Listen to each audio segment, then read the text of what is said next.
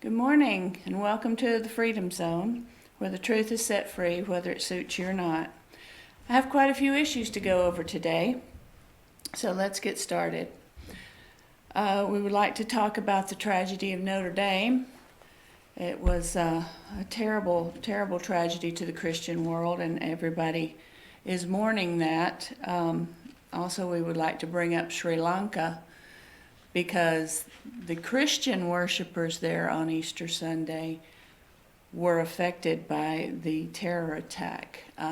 It's been hard for a lot of people to say Christian worshipers, but that's what Easter's about. It's about Christ. It's about celebrating his rise from the dead. So we would like to extend our condolences to all the people affected by that.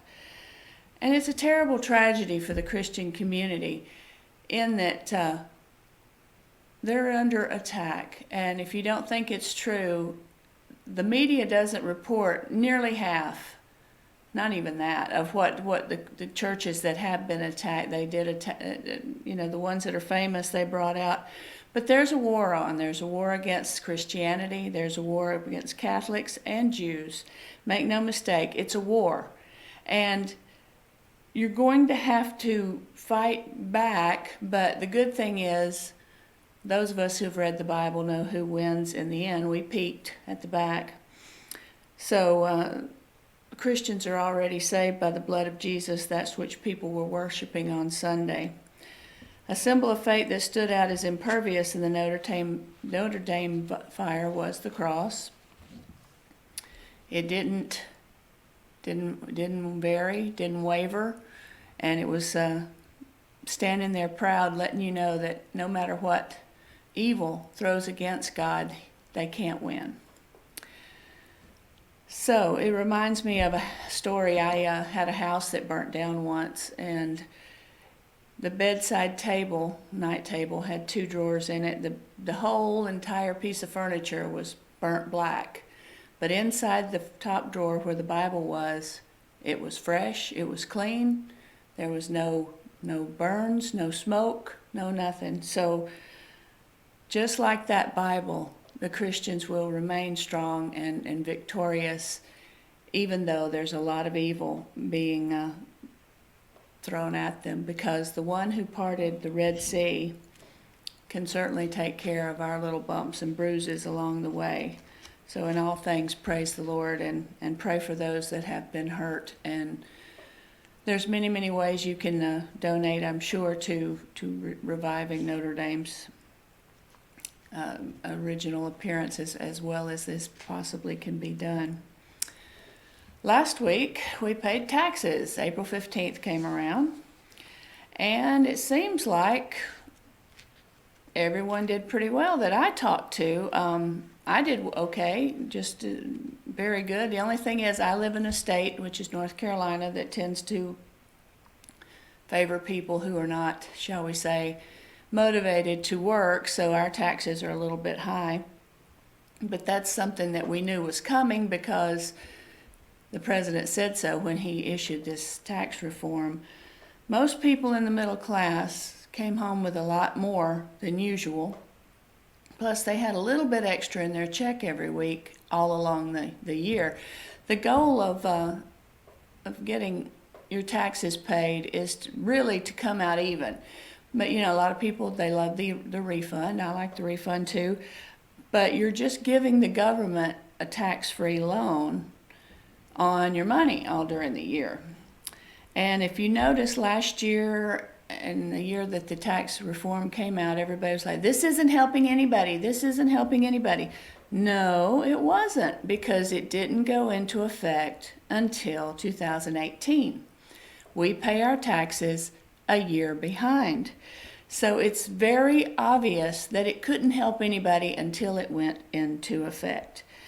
So the amount of ignorant blather that came out of the left is impressive within itself, because it's just based on non-truths. As my old dad used to say, are you dumb or just pretending? It said it went into effect in 2018. It's just that Nancy Pelosi, our kind of crazy old lady said that it was crumbs, that we were all going to die, that her and some of her colleagues, 10,000 more people a year would die because of the tax return. I don't know. I like my crumbs. I thought the crumbs were pretty tasty. I mean, we were all going to die. The world was going to end. As far as I can tell, the world's still rotating around the sun. I'm still getting up to go to work every day. I haven't seen anybody specifically dying any faster than they might have anyway. So, it's just crazy talk, basically, just like everything else that comes out of her mouth. I mean, the only difference I can see is if you live in a state with high taxes, such as New York, California, North Carolina's one, and there's probably others, that, as I say, tend to cater to those who are not motivated to work. You will pay higher taxes. But that's your responsibility to talk to your officials in the state and tell them, hey, I don't want to do that anymore. I want you to stop all these programs. People that are young and healthy, they're able to work. They don't need any assistance for sitting around. All of us have to get up to work. Nobody really likes it, but it has to be done. It's good for you to work, and so people need to put extreme pressure on your local officials to change all of these programs that support people who are not motivated to work, because we all need to work. It's good for the soul, it's good for your body, it's good for your mind. So people, get a job. There's lots of jobs. You can go from here in LJ all the way down to Hiwassee. Everybody's got a now hiring sign. So it's no lack of work. So just get up, get your butt in gear, and go find a job. So on to something else that I enjoyed. A week ago, William Barr held a press conference about the Mueller report to fully explain what was in it and what the conclusions were. It was a very, very good press conference. He was very, very concise. He told everybody exactly what was going on. Trump was fully vindicated. There was no collusion. Collusion is the crime that supposedly he committed as far as the Trump candidacy, the Trump election committee, blah, blah, blah, blah. That was the reason for Mueller's report. The reason for Mueller's report. He wasn't there for anything else. Even though he convicted some Russians, which are never going to be extradited to the U.S. to face trial. I mean, like, who's going to be that crazy? And he convicted a few other people that were peripherally involved with Trump, as in they'd said hi or they'd worked with him a couple of times. But as far as collusion, there was no collusion. There was no obstruction. You cannot obstruct a crime that doesn't exist. That's what's killing me with with the people in the Congress that want to investigate more. You cannot obstruct a crime that does not exist. And our president, I know he's grinning like a possum eating persimmons while they wail and conjecture this vile spew that they come out with constantly. And now that they're wanting to interview like Don McGahn and all of his other aides, and he's like, no, we're done. So that was hilarious. What else was hilarious, and it was so satisfying to me, was William Barr was answering questions, and he's a very, very matter-of-fact guy. It's like, sky's blue, water's wet, that's it. So one of the fake news reporters says, well, you're being so nice to Trump, you're thinking about his feelings, and you're saying this and that, and that it's unprecedented, and he turned around and he asked her, he said, has this kind of thing ever happened before? Well, no, but he says, well, then I think that's a pretty fair assessment, and just cut her off. Honestly, the president had a right to be angry. The president didn't do anything. He's totally exonerated. Let's move on. We've got infrastructure. We've got health care. We've got all kinds of issues that we could be working on right now. especially when it comes down to the border, and they won't budge. They won't even go down there and look at it. So I think that it's time for the Democrats to put on their big boy and girl panties and quit trying to find something on Trump. There isn't anything. I think the man's a pretty good man, probably the most transparent president we have ever had. He's the only president in my lifetime that I can remember that has kept his promises. He's kept every promise, and he's tried to keep the promises that he's getting obstruction on, like building the wall. I don't know if anyone saw, there's armed people bringing people across the border from the Mexican border. There was a Mexican quote-unquote army, even though I suspect they were cartels that disarmed a couple of our soldiers at the border. This is an extreme crisis. Nothing's going to get done if the Democrats will not assist in helping the president get the job done, get the wall built, get some technology on the wall, add some more border patrol, because this kind of thing is not going to go away on its own. We've already taken in more people across the border than the whole year last year, and we're just barely through the first quarter of the year. There is absolutely no way that we can support this. The Border Patrol's overwhelmed. We've got troops on the border. They're being harassed probably by the cartel disguised as the Mexican army. I don't believe, first of all, the Mexican army would disarm them and just lay their arms on the front seat, because they usually want you to pay them something to go away. I've been in Mexico many times. The cops are that way, and I would have to assume, now I'm not for sure that the Mexican army would be that way, but I would tend to think that probably they are. So, we've got a million issues that are for real, that we need to get done, and we can't just allow the Democrats to continue to wallow in self-pity that they didn't get what they wanted, to cry and wail about it and not do their job. If I don't do my job, I don't keep my job. If you don't do your job, you don't keep your job. So we have to make them do their job. So you need to call your representative in your state. You call your 2 senators. You call your congressman. You tell them, I want you to do your job. You work for me. I don't work for you. You work for me, and I put you in that position. So what I want you to do is your job.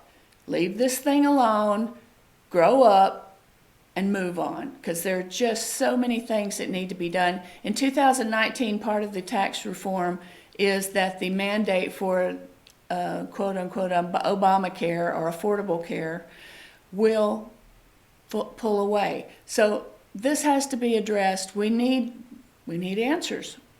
Demand them. We're going to take a little break, and then we'll come back and talk about some more things that we're interested in this week.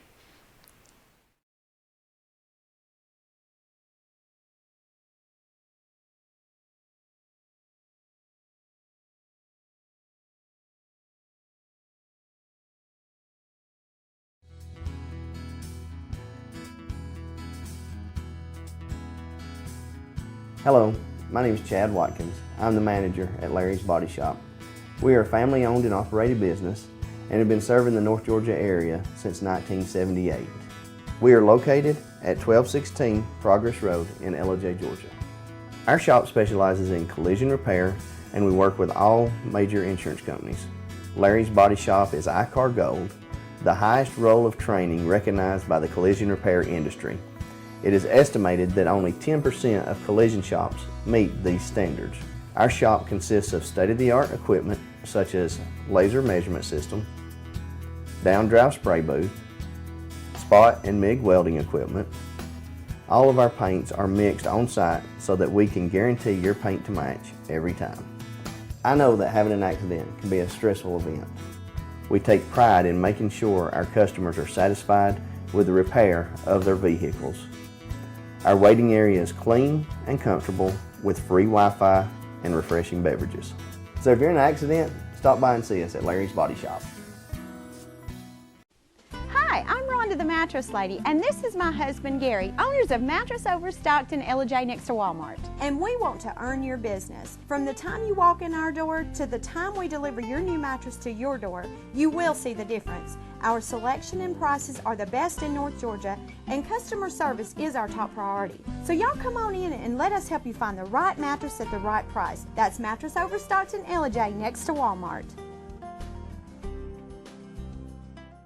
Circuit World, with multiple locations to serve you in Murphy and Franklin, North Carolina, Blairsville, Blue Ridge, and Ellijay, Georgia. Locally owned and operated since 1985. Appliances, electronics, and furniture. Name brand products like LG, Samsung, Dell, Whirlpool, Ashley, Catnapper, and more. No credit check, only 10% down on furniture, and only $10 down on any new lease purchase. Mention FYN10 for your special deal today at Circuit World.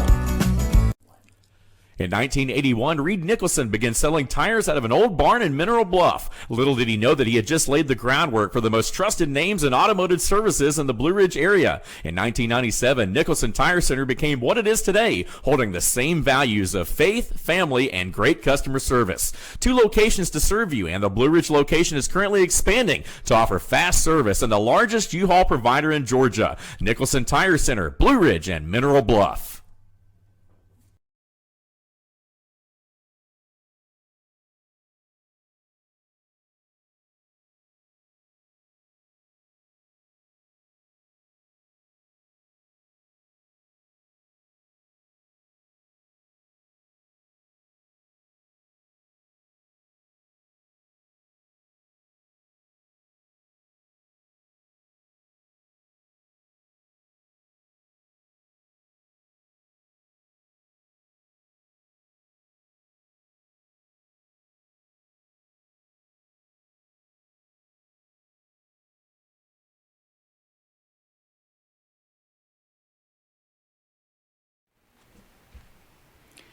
Welcome back to the Freedom Zone. We're back and we're going to get into some interesting data. Of late, we've got many scandalous and controversial speeches from those who I like to call the 3 bimbinos. These are the 3 that are espousing socialism and or Sharia law and have found a reason why everybody's picking on them. Poor, poor, pitiful them. Nobody likes them. Everybody hates them. I guess they're going to have to go eat worms because they're women of color. Anyone who criticizes them, they're just racist, women haters, whatever you can, call them, they are, because you couldn't possibly be faulting them for any of their thoughts or doctrine. This toxic spew and ignorance that comes out of their mouth is unreal. It's unreal that anybody like AOC, who has a supposed economics degree from Boston College, okay, I don't even see how you can get your thought processes together. I don't know if you can do math, but as far as an economics degree, that's debatable. But you're women of color, and what you're advocating for is nothing more than red communism and pure Marxism. The doctrine of Karl Marx sounds great, going to be everybody equal, we're going to all be happy all day. No, that is not going to happen. It's never happened. During the Cold War, I didn't see how the Russians, other than maybe the athletes and the government people, were all that happy. Socialism, as AOC likes to advocate for, being a, quote, democratic socialism, that's like Venezuela. Ooh, that sounds good. No electricity, no food, no rights, no guns, nothing. So remember, people, this is the most important thing to remember. Socialism is the training bra of communism. It gets you used to being restricted, pinched, and experience your loss of liberty. As in the case I'm about to state. In Connecticut, there's a young man named Michael Mancini. His parents, Theodore and Sonia Mancini, are bringing a lawsuit against his Christian high school named Cheshire Academy in Connecticut. They had enrolled their child after investigating the school's policies to see if they would tolerate their conservative views. They have very traditional conservative views, and you would think in a Christian high school that would go over great. Michael was suspended from school and harassed by fellow students, teachers, and the administration for giving his opinion on a character out of a Shakespearean play, A Midsummer's Night Dream. This opinion was about a transgender person. When he was asked, as you remember, teachers will ask you, what do you think? And you're supposed to give them your view. He said that at that time, people wouldn't accept that. It wasn't right. He did go on to say that he was against same-sex marriage and that, he had very, very conservative views about other things. Well, it offended some people in his class, and he was kicked out of school for his values. First of all, First Amendment allows him to have that opinion. Everybody's got an opinion. I remember I went to a very prestigious, it was a Reformed Catholic school that the trustees had bought from the Catholic Church, but it was very, very, very strict. We couldn't hardly do anything, but we had a quote-unquote religion class. It made absolutely no sense to me. They would tell us stuff out of this textbook that we had that sort of was parallel to the Bible, sort of had an idea of the Bible stories, but they liked to tell us that the Bible wasn't literal, it wasn't true, it was symbolic. And being me, who I am, and I'm still me, I was like, nope, that's not right. This is what the story is. This is what this means. And I was horribly harassed for it. The teachers didn't like it. The students didn't like it. And everything I said was taken out of context and made fun of. But I'm still glad that I stood up for what I knew to be right.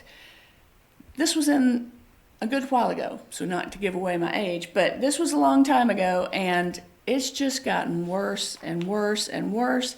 Censorship is getting to be everywhere you turn. If you offend somebody, you're not allowed to have that opinion. Well, as far as I'm concerned, if you offend me, I've got a right to walk away, not listen to you, or tell you that I'm done. Go away.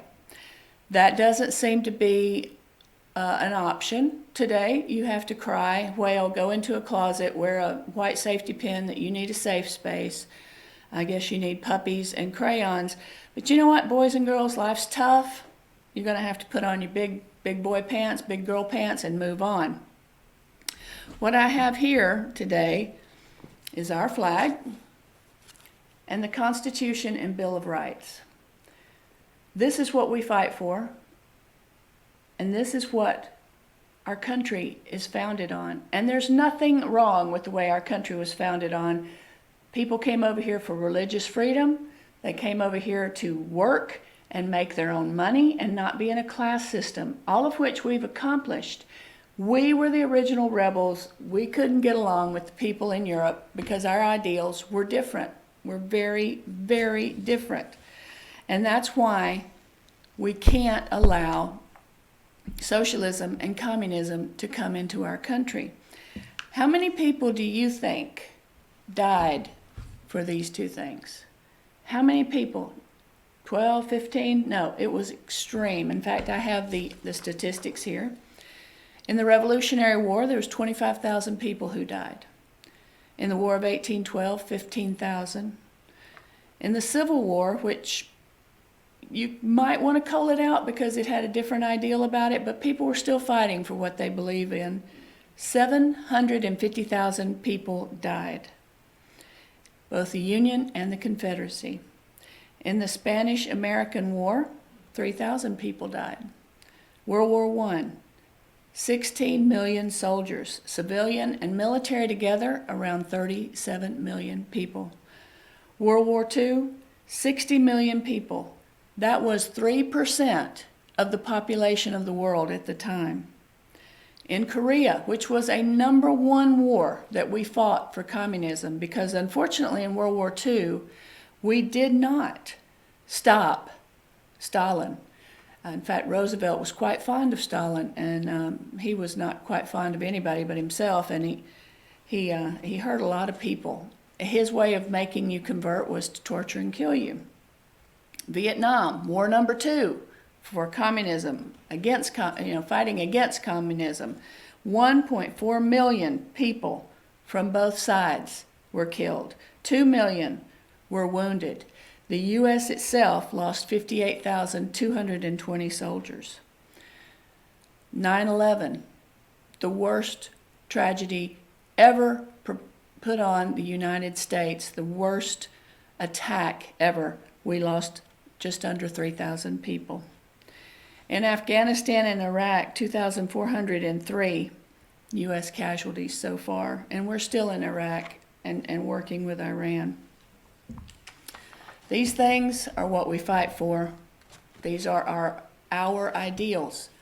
There's no other country in the world that have these ideals. We are the shining star of liberty, and if we don't fight for it, it'll be gone because of people who want communism and socialism. We're a Judeo-Christian nation. We believe in liberty and justice for all, and we cannot allow people like the three Bambinos and this young man who was oppressed in his Christian school, quote unquote, to be unable to express his opinion. Socialism and communism have no place in the United States. The generosity and ideals of the Christian United States are the ones that fed, housed, and sheltered people like Ilhan Omar, who is so ungrateful it is unreal and is constantly saying something nasty about the U.S. or our ally Israel or the Jewish people. But communists can't be deterred without good people standing up. Speaking of communists, Bernie Sanders is once again running for president. As you can see in the picture, he combed his hair with a balloon. Bernie is all about big government, single-payer health care, and super high taxes to pay for all your free stuff the government can give you. And like a good lockstepper, he released his tax returns. His adjusted gross income in 2018 was $500,061, $293.00. Now, adjusted gross income, for those of you who don't do taxes or haven't done accounting, is what you come up to pay tax on after initial tax breaks are applied. His actual income is $1.31 million. Bernie is a millionaire. He attributes his affluence to writing a best-selling book, and he says he won't be ashamed of it. Okay, I don't have a problem with that. But don't preach that you want socialism and communism, where everybody shares the wealth. I would like to know, if he really believes that, why hasn't he shared the wealth with his Vermont constituents? I don't expect him to do the whole U.S. because he's just a senator right now. But if you take his AGI, which is adjusted gross income, and divide it by the population of Vermont, which is 626,920 people, that would come out to about $89.53 a person. Did anybody get a check? Anyone? Well, he only paid 27% in taxes, and that's the law for what he made. But since he advocates for higher taxes, why didn't he pay more? And does he only want to raise taxes on the people who are an income below his? In 2016, Bernie's bumper sticker said, "Billionaires can't buy Bernie." Really? I have an article that's up on my byline that tells you some of the billionaires that did give money to Bernie. Now, I do think that Bernie got a raw deal from the Democratic Party in 2016, but he came out okay because he got paid speaking engagements and a private plane to ride around in as he went stumping for Hillary in the Democratic Party. It may be a coincidence, but shortly after the DNC convention, he bought a $600,000 home in the Hamptons. Co-rinky-dink, I guess. Remember, Bernie and probably all of the Democrats who are running for president lean far left and favor socialism and communism. That platform will only destroy the prosperity and liberty we enjoy. For more information, you can check out that article. I have another article that I submitted this week about propaganda, which is the right arm of communism. Propaganda is illegal in the U.S., right? Well, surprise, the Obama administration signed into law in 2013 legalizing propaganda. Now, no one was alarmed at the time because there was no funding for this law. You have to have funding in order for a law to really be applicable.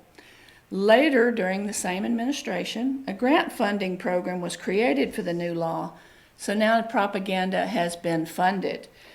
And I would say, in my personal opinion, that that is why the mainstream media is so stuck to the Democrats. If you'll check that out and do some research on it, you'll find that a lot of things that happened during the previous administration were not to our good. And of course, that may not come as a surprise to you. But if you'll read and learn, you have to help stop it, because we are the ones, we are the people. We're the ones that started this country, and we're going to hold on to it. So I've enjoyed hosting you this week. I'm Candace, and I'm wishing you a great weekend ahead. And join me next week on the Freedom Zone.